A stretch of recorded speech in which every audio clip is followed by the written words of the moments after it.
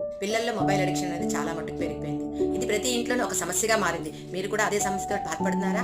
అయితే నేను చెప్పబోయే ఈ 3 సింపుల్ టిప్స్ వలన మీరు ఈ సమస్య నుంచి దూరం కావచ్చు.